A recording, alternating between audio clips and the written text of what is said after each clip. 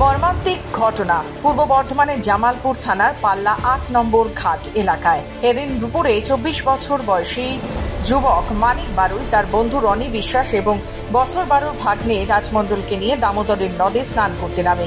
জল বেড়ে যাওয়ায় হঠাৎই তিনজনই তলিয়ে যেতে থাকে। এরপরই প্রশাসন ও স্থানীয়দের চেষ্টা রনি বিশ্বাসকে জীবিত অবস্থায় উদ্ধার করা সম্ভব হয়েছে।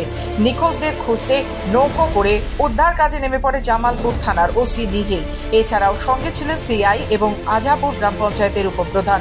অবশেষে রাজু মণ্ডল ও মানিক বারুই এর মৃতদেহ উদ্ধার করা হয়েছে নদ থেকে। দামোদর নদে ঘটে গেল মর্মান্তিক এক ঘটনা। জানা যাচ্ছে ইতিমধ্যেই জলে ডুবে দুজনের প্রাণ গেছে এবং আরো একজন ডুবে গিয়েছিল যাকে উদ্ধার করা সম্ভব হয়েছে।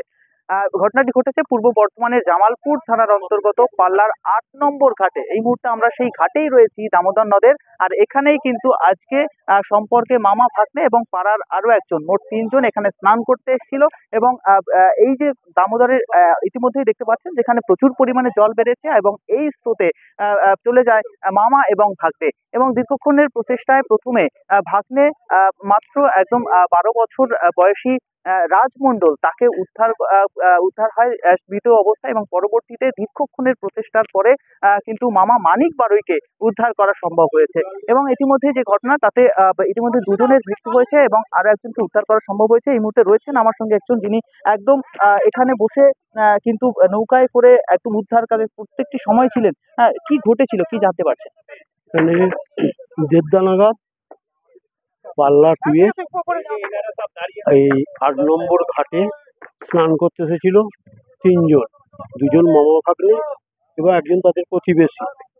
তারা একটু জলে নামলে প্রথমে ভাগ্নের স্রোতে পড়ে যায়, স্রোতের মুখে মামা উদ্ধার করতে গিয়ে মামাকে টেনে নিয়ে চলে যায়।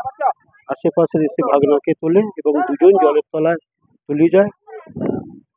ভাগনা এবং মামা ভাগনা দুজনই মারা গেছে। এই ঘটনা এলাকায় নেমে এসেছে শোকের ছায়া। চান করতে এসেছিল, ওরা চান করতে এসেছিল, মামা ভাগ্নে আর একটা ছিল।